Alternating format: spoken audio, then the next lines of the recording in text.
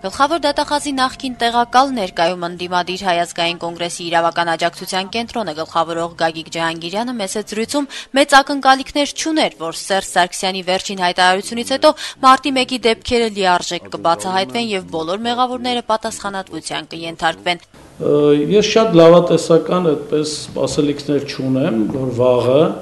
գլխավոր դատախազությունը, հատուկ քննչական ծառայությունը, անվտանգության ծառայությունը կամ ոստիկանությունը այսպես լիարժեք բացահայտելու են կամ փորձելու են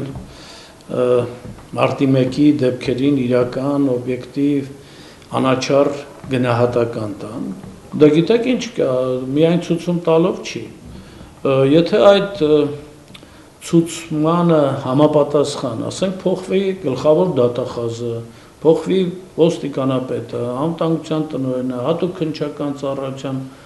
ղեկավարը, այդ քննչական խմբի ղեկավարը, իհարկե այդ դեպքում այդ դեպքերի բացահայտման իրական այսպես հավանականությունը կմեծանա, բայց այն մարդիկ, այն պաշտոնյաները, այդ պաշտոնյաների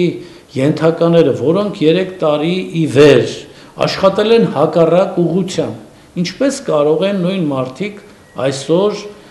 բացահայտել իրենց կոծկածը, իրենց թաքցրածը, չէ որ իրենց թաքցրածը արդեն իրենց այդ գործողությունների մեջ հանցագործություն է պարունակում։ Գագիկ Ջահանգիրյանը ոչ պակաս կարևորում է մարտի 1-յան դեպքերի պատասխանատուների բացահայտումը, ինչը ըստ նրա ցանկության դեպքում բոլորովին դժվար չէ։ Բավական է սկսել մարտի 1-ի առավոտվա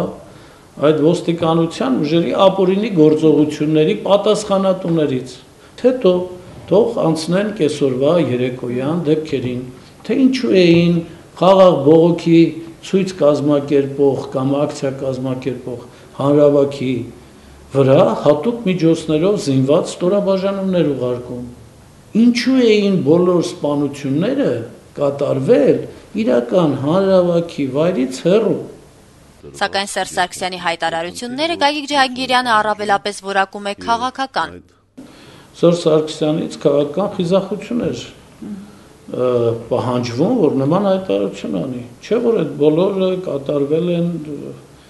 նրա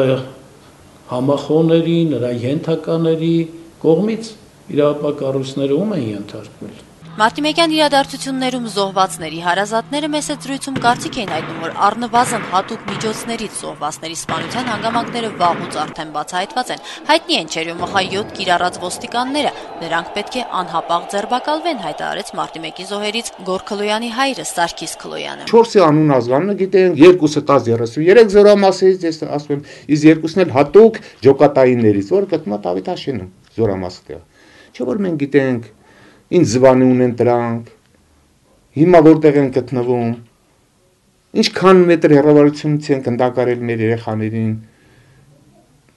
ես չեմ հասկանում, ամեն ինչը բացահայտված է։ Եղբայր, գնացեք, ձերբակալեք, եթե ցանկություն եք, ինձ հրավիրեք նախագահական, ես ձեզ կօգնեմ, պարոն նախագահ,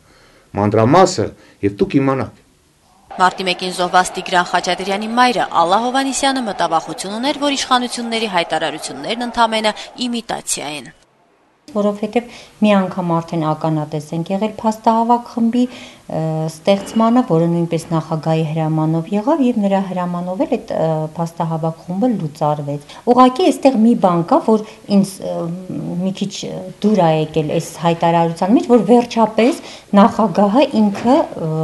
իր բերանով